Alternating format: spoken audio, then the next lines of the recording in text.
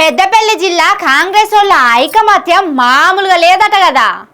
అందరూ ఒక్కటే పార్టీ గాని ఒకళ్ళని చూస్తే ఒకళ్ళు ఓర్చుకోలేనంత కలిసి మెలిసి ఉంటుర్రట.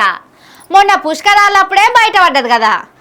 ఇప్పుడు రామగుండం ఎమ్మెల్యే మక్కన్ సింగ్ అన్న మాటలతోటి ఇంకా క్లియర్ గా అర్థమైంది. అందరూ నా వాళ్ళే గాని చెంబెడు నీళ్ళు ఇచ్చేటోళ్ళు గతిలేరన్నట్టు అవుతుంది కదా. పాపం పెద్దపల్లి కాంగ్రెస్ ఎంపీ కమ్ వివేక్ సారోళ్ళ కొడుకు వంశన్న కథ ఆటల అట్టి పండు లెక్కనే తీసేస్తుండ్రు అక్కడి కాంగ్రెస్ సీనియర్ లీడర్లు. పుష్కరాలప్పుడు ప్రోటోకాల్ విలువలేదని చిన్న లొల్లైందా. ఎంపీ అనుచరులైతే ఏకదం పెద్ద జంగే చేసిండ్రు. అయినా కాని నోళ్లే లేరు. అటు మంచిర్యాల ప్రేమ్ సాగర్ రావు వర్గమోళ్ళు కూడా ఎంపీ వంశీని తోకల ఈక కంటే దారుణంగా తీసేస్తుర్రు. మంత్రి శ్రీధర్ బాబు అయితే వంశీకి పుష్కరాల విలువకుంటా ఏ తీర్ల మర్యాదలతోటి ఆడుచుకుంటో చూస్తూనే ఉంటిమి. అదే ముచ్చట్ను రామగుండం ఎమ్మెల్యేని అడిగితే ఆయన పిల్ల బచ్చ.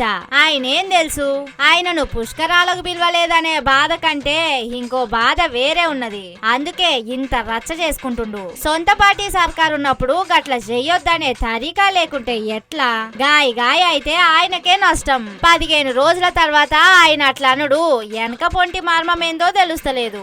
అయినా రాష్ట్ర స్థాయి ప్రోగ్రాముల్లా ఎమ్మెల్యేలు ఎంపీల పోట్వలయ్యరు. మంత్రి ముఖ్యమంత్రి పోట్వలే వేస్తారని వాళ్ళనే పిలుస్తారని చిట్చాట్ల కొత్త ముచ్చట్లు చెప్పి అందరికి జ్ఞానోదయం చేసిండట సారు. మరి ఎమ్మెల్యేలను ఎంపీలను పిలవరన్నప్పుడు మీనాక్షి మేడం తానికి పోయి అధికారులు ప్రోటోకాల్ మర్యాదలు పాటిస్తలేరని ఫిర్యాదులు ఎందుకు చేస్తున్నవే మక్కన్ సింగ్ అన్న. పోలీసోళ్లు పోకుండా అడ్డం పడితే ఎమ్మెల్యేను ప్రోటోకాల్ తెలుసా అని ఎందుకు పోలీస్ ఆయన తిట్టినవో యాదికి లేకుంటే ఎట్లన్నా.